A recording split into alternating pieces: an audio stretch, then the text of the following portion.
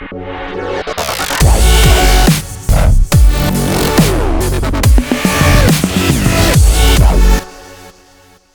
folks, Tim Newman here with Soft Lite Studios, coming to you from Columbus, Ohio. And here in Ohio, we're on day 3 of our statewide coronavirus pandemic lockdown. And we're not unique here in the state of Ohio. As I understand it, fully 50% of all Americans across the United States are in some form of lockdown or shelter in place, depending upon the orders and or guidelines that those particular state governors have decided to author. And quite frankly, I personally support this. I think if you approach looking at this situation with anywhere near common sense, you'll realize that sheltering in place or staying as far as you possibly can from your fellow human beings is the best way to get this pandemic under control, knock down that upward growth curve of cases, and help our hospital systems to be able to treat all of the cases that come through the door. Now, I hope nobody believes that I'm taking this pandemic lightly, because I'm certainly not. I think it's one of the most serious threats that's faced mankind in a long, long time. It knows no geopolitical boundaries, and it doesn't care about color, religion, race, or creed. However, I thought the title of COVID-2020 would grab your attention and would allow you to get dialed in here quickly and see what we're doing here at Soft Lite Studios. And really what we're doing here at Soft Lite Studios is all about trying to keep you entertained while you're in your lockdown or shelter at home state. Now, I can't tell you that I have a specific production schedule in mind, but what I can tell you is that I promise you one new video each day that will bring you some photography-related task or exercise that you can engage in. It might be getting out and shooting on your own on a quiet walk while you get some fresh air. It might be tabletop macro photography in your dining room. It could just as easily be editing in Lightroom or Photoshop. Who knows? But what I am going to try to do is keep you entertained and occupied for at least a little bit of each day. So without going into excruciating detail, we're going to hop right into our first exercise, which I think will probably run for maybe 3 days. And what we're going to do is we're going to take one of my photos, which I'm going to provide a Google Drive link for down below in the description.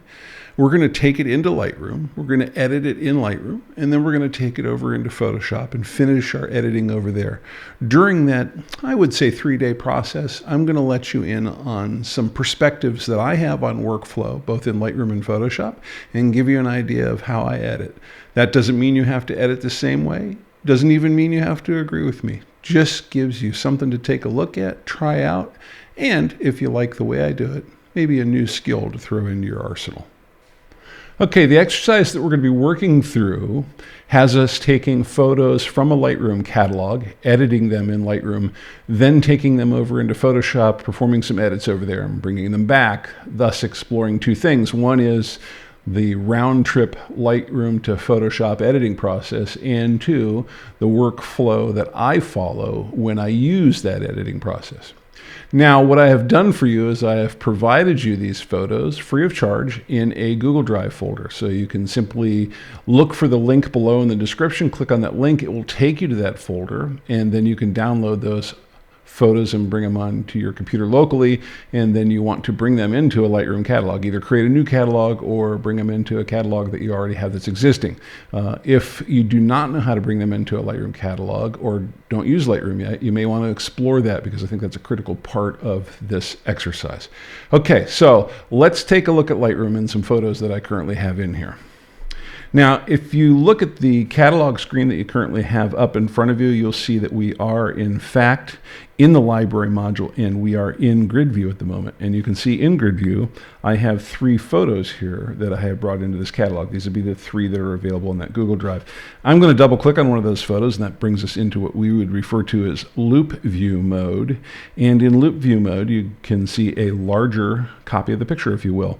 And as I look at this picture in loop view mode, and I look at the histogram up here on the upper right, I can see that this picture is in fact a little bit on the dark side. And I would guess, even though I haven't gone over the develop module and checked that yet, that we are probably clipping in the darks on this picture. If I use my right arrow key, I go to the next picture over, we can see a picture that's much better developed. And if we look again up here on the right, we can see a histogram that we're clearly going to be more happy to see, because the tonal values are distributed better throughout that histogram. And I think this is ultimately the picture that we'll end up working with. And if I use my right arrow key and I go one more picture to the right, you can see the last picture of the three. And in fact, it's pretty quickly obvious that this picture is a bit overexposed. Looking at both the loop view on the screen and the histogram, we're definitely pushing to the right side of the histogram. So we're undoubtedly clipping in the highlights in this picture. So let me talk with you about this for just a second. And here's what I want you to think about. When you're out shooting, especially when you're out kind of shooting on the fly, or as we refer to it, the kind of run and gun style of shooting, give yourself the maximum number of chances to get a picture to work with when it's all done. You can see here that what I did when I was out shooting this street scene in Pittsburgh, I bracketed the shots. I've got one that's 2 or 3 stops underexposed, one that's sitting in the middle, and I've got one that's 2 or 3 stops overexposed. Now, do I need all those? Not necessarily. I think this one in the middle here looks pretty good, and that's probably the one we're going to go with. But if I had dynamic range issues in all 3 of those frames, well, then I now have the added capacity to maybe HDR those 3 frames together. Or maybe if I really like the sky in one frame and I really like the darker tones in another frame, might make for a perfect composite. But what I've done here, even if I only end up using one frame, is I've given myself some additional editing latitude with these pictures that I have here. Let's go back over to Lightroom for a second and talk about this just a little bit further. So if I'm back here in the library mode and I go back into the grid mode, as I look at this, I've got obviously 3 pictures in a row here that could make a nice HDR sequence. I also could decide, you know, I'm not sure if I'm going to do an HDR sequence or I'm going to just use that frame in the middle. So you know what I'm going to do? I'm going to take this picture here in the middle, I'm going to click on it, and I'm going to right click on that picture. And I'm going to come down here and pick this option for create a virtual copy. Now what I've done by creating this virtual copy is I've made another copy of that picture in the middle. So now I can edit that copy in the middle the way I want to edit it. And I can also go back to the original set of 3 and make an HDR set out of those as well. So I've given myself capacity to do both here. Okay. Now let's talk about what we're going to do next. So let's kind of think this through. I've got my virtual copy that I'm going to work with, and really what I want to do is I want to think about what edits am I going to do in Lightroom versus what edits am I going to do in Photoshop. And for me, there's a real straightforward process that I go through every time once I've decided whether or not I want a virtual copy to have that original to back me up later. Step number 1 is I'm going to crop my image. That's right. And a lot of people find that a little bit interesting when they hear that. They're like, well, why wouldn't you do all your edits and get the exposure and the color and all those things correct first? That's because I'm editing to the histogram. And really, honestly, everybody should be editing to the histogram. The histogram tells you, when do I have areas within the picture that are underexposed? When do I have areas in the picture that are overexposed? And what you're trying to do is get those back in range. If the histogram is a little bit wide, you're trying to compress that histogram back in. If the histogram is a little bit narrow, you're trying to stretch that histogram back out and take advantage of all the tonal ranges that are available in that particular image.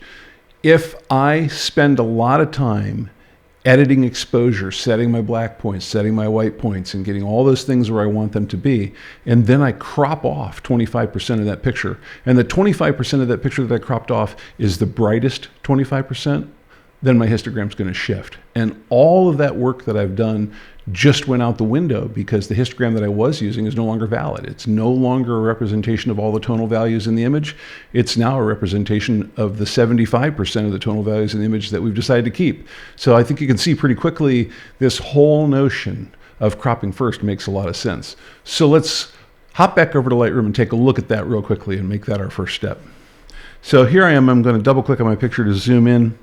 And a couple of ways I can get to the crop tool. One is I can go over the develop module and pick on it from the menu over there, or no matter where I'm at in Lightroom, I can hit that R key. And the R key takes us immediately into the crop mode, and you can see the crop frame over the picture. Now, I'm not going to go into great detail on the crop tool. There's a video that we have online that already discusses that, but I am going to go in here and I'm going to recrop this picture. And I'm going to come down here on the bottom and grab this corner. I can see over here that my aspect ratio padlock is unlocked, so I know I have to hold on the shift key to force aspect ratio to be maintained. And I'm going to kind of come over here and change my crop on this picture. Now, this is just a sample picture, so I'm not getting too worked up on whether or not I think this is the best picture on the face of the planet. It's just for us to play with. But I do kind of like that crop there, because I really do like the way those beams on the bridge frame that up. So we're going to take that. I'm going to rotate it a little bit just to square it up and see what that looks like. I'm going to hit the return key or the enter key, and there we go. We have a picture cropped a little bit differently. I don't know. I'm not sure about this one. Normally I would say that's the way to frame that picture up, but I'm not sold on this one. I think I lost a little bit of the depth of the picture in doing that. So I'm going to just do a Command Z on the Mac, Control Z on Windows, and I'm going to hit that a couple times here, and I'm going to step out of that crop that I just did. And you know, the more I look at it, maybe I like that leading line that's coming in from the lower right corner and working its way through the frame. So sometimes when you do a crop, it's a little counterintuitive and you end up kind of working through it a couple of times. I'm going to hit the R key one more time, and what I don't like is that little bit of the bend that we see here in the support arms coming down. So I'm just going to crop a little tiny bit in and maybe come up just to get the anchor for those stays that are coming down from the main arch of the bridge. Let's take a look at that. I think I like that better. Now, in all reality, if I were really working my way through this in great detail, I'd probably go into Photoshop and the free transform tool and straighten that beam out that's in the front right foreground. I'm not going to get too worried about that. We're really more interested in this round trip editing process for right now. So that's the crop I'm going to go with. You know, if I hit that left arrow key, I can see the difference between the original one and the virtual copy that I made. So now you can see I've diverged a little bit. I have two copies of the picture here, and this is the one that we're going to keep working with as we move forward. Okay, let's talk about what's going to be next. All right, so next we're going to take a look at what we call our global level adjustments, right? And our global level adjustments are things like white balance, if we need to do white balance, exposure, contrast, even though I'll have some thoughts on contrast here in a little bit, our black points, our white points, highlights, shadows. Those are our global level adjustments. There's some others in there as well, and we'll cover all of them here in a little bit, but these are all sliders in Lightroom that affect the picture on a global basis, meaning that any change that we make to any one of those sliders affects the entire image uniformly. And that may be okay, and that might not be okay. And this is where it really requires you to think a little bit when you're adjusting these global sliders. Where it might be okay is if the entire picture is just a little bit too dark and you need to bring up brightness throughout the entire picture. Where it might not be okay is if you've got a picture where, say, the top half of the picture, the sky is really bright, and the bottom half of the picture, the foreground is really dark. And if you darken up the sky a little bit, well, then you darken up the bottom half too much. And if you lighten up the bottom half a little bit, then you brighten up the sky too much. So you can see that quickly what would have been a global level adjustment may not need to be a global level adjustment in some cases. And you really need to be able to look for that and make that differentiation. All right, let's hop back over into Lightroom and take a look at these global level adjustments that we're going to make. Now, because we had just used the crop tool, we are already in the develop module, as you can see, and over here on the right hand side, my basic control panel is open. And you can see the global level adjustments that I've been talking about right here. Here's our white balance panel right here. And we can adjust white balance in one of three ways here. One is by using the camera-based white balance presets that are available to us. 2 is by coming down here and adjusting the temperature, and 3 is by coming over here and using the white balance eyedropper. Now, we'll have a separate video on setting white balance, so I'm not going to worry about that here. And in fact, as I look at this picture, I feel like white balance is actually pretty good. So this is one of those cases where I wouldn't touch it. I think cameras do a pretty darn good job with white balance these days. Okay, so global level adjustments down here. The first set that we care about, exposure, right? And contrast. Remember I said I'd talk about contrast in a second. Well, the second's up. This slider right here is the contrast slider. It allows you to change contrast in your picture. And here's what I want to tell you about this slider. Don't ever touch it. Okay, I know that sounds a little bit tongue-in-cheek, but I'm really serious about that. Contrast as a slider setting in Lightroom is really a dangerous adjustment to make, and quite frankly, it really messes up tonality in the image, so you should avoid it because there are lots of better ways to increase contrast in a picture, as you'll see here in a second. The exposure slider really allows us to move the entire exposure for the image around, and if we grab this and we take it and push it this way, we're increasing exposure to the positive side. If we go the other direction, we're taking exposure and we're putting it to the negative side. I'm going to let go here for a second. Not a good adjustment, but I want you to see something here. See that -2? That's -2 stops of light. This corresponds directly to the number of stops of light in the camera metering system. So if I come over here and say, okay, let's move this up to a +1, I have just increased this. It's always trying to get that focused around the one thing. I've just increased this here by 1 stop. Well, as a global level adjustment, I think that did some nice things for the bridge. It kind of opened up the yellow color there and made it a little shinier and brighter, but it also did some things to the sky I didn't want to have happen. That's okay. We're going to leave that there for a little bit, and I'm going to point out something that I'm monitoring the whole time that I'm editing this. I'm looking at this histogram right here. What's happening here, right? And right now in the histogram, I can see that I've got some clipping warnings on. See these little triangles right here? Over on this left-hand side, I've got a blue triangle on, which is telling me that the blue channel in this picture has got some clipping in it, i.e. there are some pixels over here at the dark end of the blue range that are completely unexposed. They haven't received any light at all. Over here on the right-hand side of this histogram, you can see I've got this white triangle, and if I have a white triangle, that's telling me on the bright or brightest side of the histogram that we have all 3 channels here clipping. So what I might see here in terms of the settings that you have here for these triangles is nothing's turned on at all, no clipping.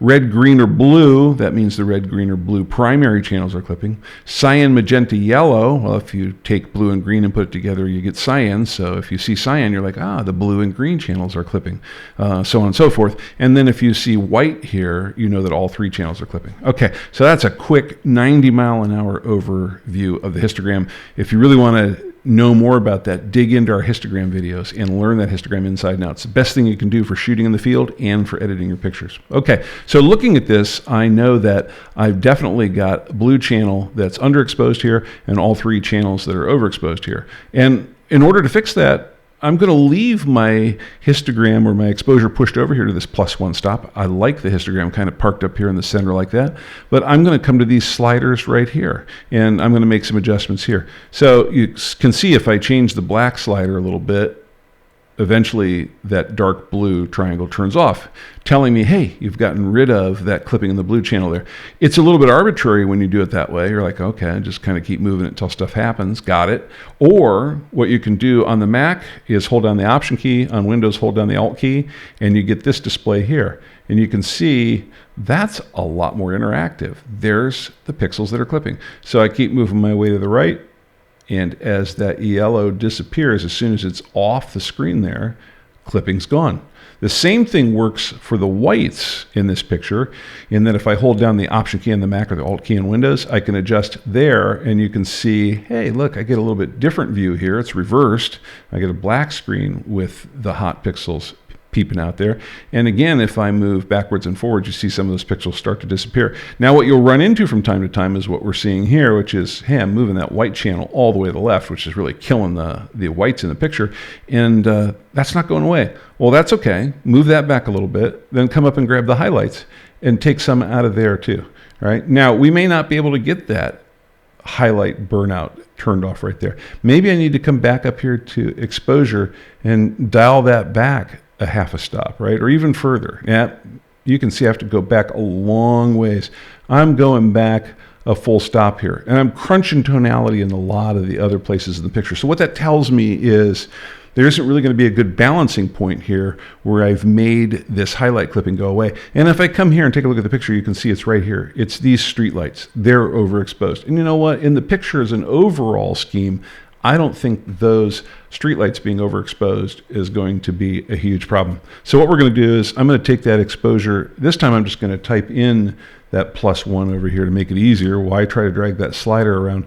And then I'm going to take my whites in this picture Dial them back a little bit here, take the highlights in the picture and dial them back a little bit there. What I'm really looking for is, let's take a look at the sky. How are we doing there? Do we like that? I think that looks pretty good. I'm pretty happy with that. Now, I may want to come back and take a look at color a little bit here and pump that back up because we've taken some of the midtones out. But I think that's got our histogram a little better under control. We're going to live with the fact that we've got this little bit of clipping here with the lights. And I am going to just jump back here on that black point for a little bit and take a little bit of those blacks and shadows out. Now we've got a picture that's a little more evenly distributed in terms of exposure. Now we're going to take a look at these global sliders down here. We've got texture and clarity. Both of these guys really serve to bump up the crunchiness or the sharpness of the picture. I tend to be rather conservative in the use of both of those sliders. I tend to think that today's cameras at the resolution they work at works pretty good. And I'm pretty happy with that. So I don't use those a whole lot.